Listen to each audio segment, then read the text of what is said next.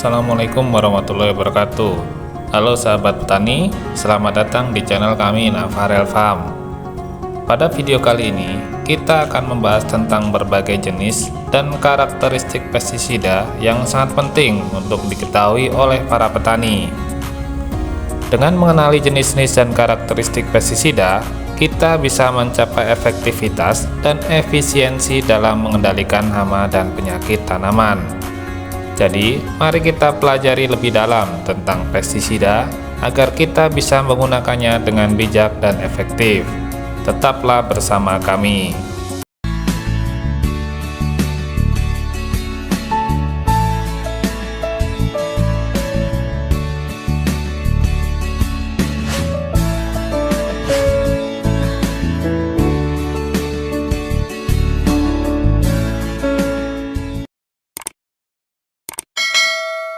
Pestisida dalam arti diperluas tidak hanya pembasmi hama saja, tetapi sebagai juga mencakup organisme pengganggu, baik pada tanaman, hewan, maupun pada bangunan. Organisme pengganggu yang dimaksud tidak hanya hewan dan serangga, tetapi juga untuk mikroorganisme dari golongan fungi atau cendawan maupun bakteri. Dalam peraturan Menteri Pertanian, dimaksud dengan pestisida adalah semua zat kimia dan bahan lain serta jasa trenik dan virus yang dipergunakan untuk yang pertama, memberantas atau mencegah hama-hama dan penyakit yang merusak tanaman, bagian-bagian tanaman atau hasil-hasil pertanian. Yang kedua, memberantas rerumputan. Yang ketiga, mematikan daun dan mencegah pertumbuhan yang tidak diinginkan. Yang keempat, mengatur atau merangsang pertumbuhan tanaman atau bagian-bagian tanaman tidak termasuk pupuk. Yang kelima, memberantas atau mencegah hama-hama luar pada hewan-hewan piaraan dan ternak. Yang keenam, memberantas atau mencegah hama-hama air. Yang ketujuh, memberantas atau mencegah binatang-binatang dan jasad-jasad trenik dalam rumah tangga, bangunan, dan dalam alat-alat pengangkutan. Yang kedelapan, memberantas atau mencegah binatang-binatang yang dapat menyebabkan penyakit pada manusia atau binatang yang perlu dilindungi dengan penggunaan pada tanaman, tanah, atau air. Organisme pengganggu tanaman atau OPT mencakup beberapa golongan, diantaranya yang pertama, golongan insekta atau serangga mencakup ulat, larva, serangga pengisap, tungau, dan penggerek. Yang kedua, golongan mikroorganisme meliputi bakteri, actinomyces atau kapang, dan keluarga fungi lainnya.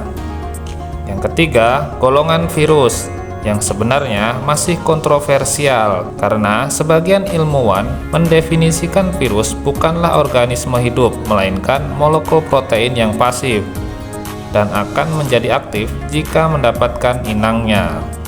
Yang keempat, golongan moluska atau hewan lunak tidak bertulang belakang seperti siput dan keong. Yang kelima, golongan mamalia seperti tikus atau babi hutan.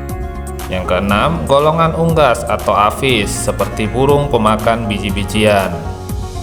Yang ketujuh, golongan nematoda yang merupakan keluarga cacing. Yang kedelapan adalah gulma yang terdiri dari tumbuhan liar yang bersaing dengan tanaman budidaya dalam perebutan nutrisi, terdiri dari rumput dan alang-alang. Kita bisa mengenal jenis-jenis pestisida berdasarkan organisme sasarannya.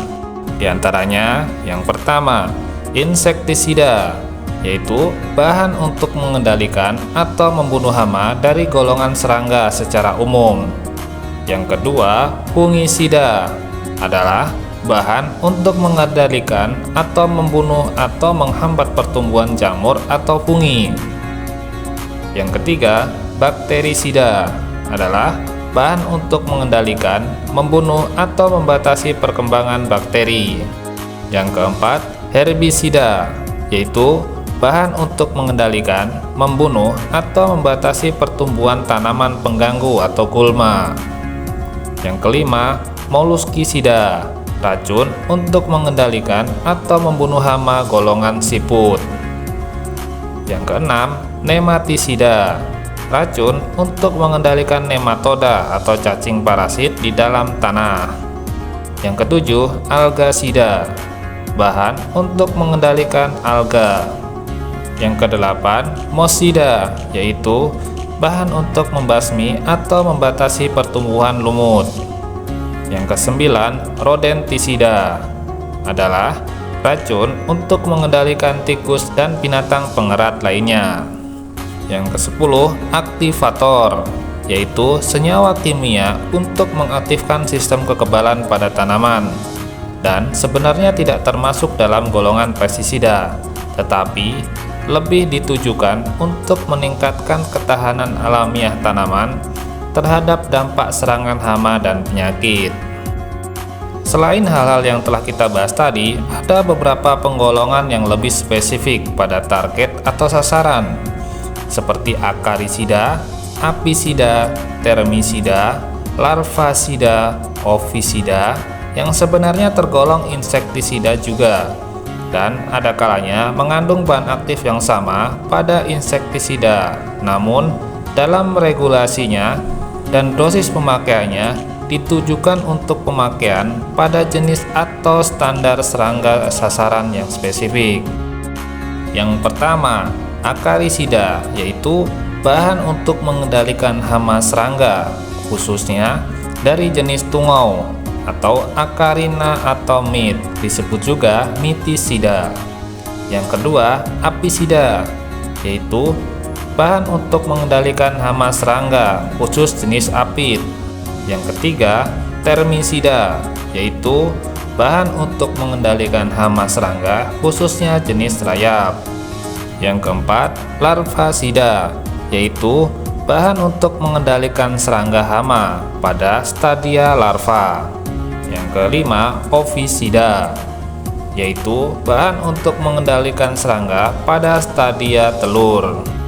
Agar aplikasi pestisida pada pertanian efektif, aman, dan efisien, pengguna harus mengetahui jenis, klasifikasi, dan karakteristik pestisida yang akan dipakai.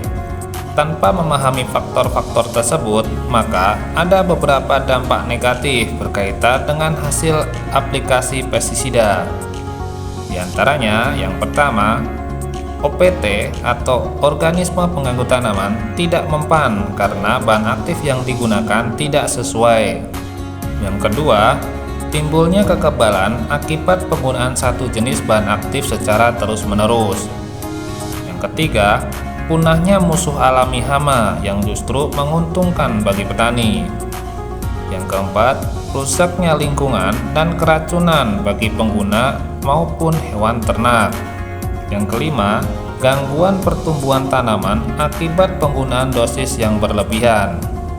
Yang keenam, degradasi pestisida karena pencampuran lebih dari satu bahan aktif hingga menimbulkan reaksi kimia yang mengubah struktur molekulnya. Yang ketujuh, efek residual pada rantai makanan. Yang kedelapan, pemborosan biaya, waktu, dan tenaga. Dampak lain akibat penggunaan pestisida secara kurang tepat adalah munculnya resurgensi hama, yaitu peningkatan populasi hama serangga secara besar-besaran setelah penurunan populasi akibat penggunaan pestisida spektrum luas secara massal.